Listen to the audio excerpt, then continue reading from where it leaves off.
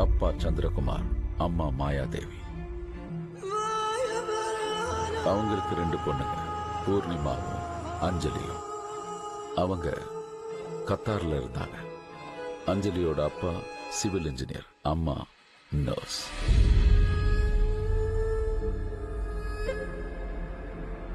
அஞ்சலிக்கு 8 வயசு இருக்கும்போது கன்ஸ்ட்ரக்ஷன் ஃபீல்ட்ல வேலை செஞ்சுட்டு இருந்த அவங்க அப்பா அங்க நடந்த ஒரு ஆக்சிடென்ட்ல இறந்துட்டாரு.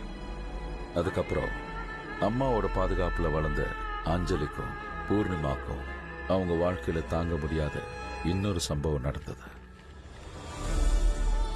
ஜஸ்ட் 15 வயசு இருந்த பூர்ணிமாவை யாருன்னே தெரியாத 2 பசங்க சேர்ந்து ப்ரூட்டலா ரேப் பண்ணிட்டாங்க.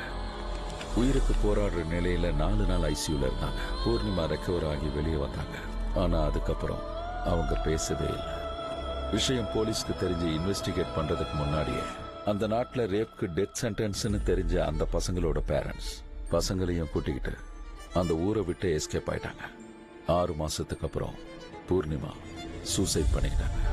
அந்த விஷயம் அவங்களோட அம்மா மாயாதேவியோட மனசு மொத்தமா மாத்திருச்சு. அவங்க சொந்த ஊரான கேரளாவுக்கே திரும்பி வந்துட்டாங்க. அதுக்கப்புறம் கொடூரமான சிச்சுவேஷன்ல தான் அவங்க லைஃப்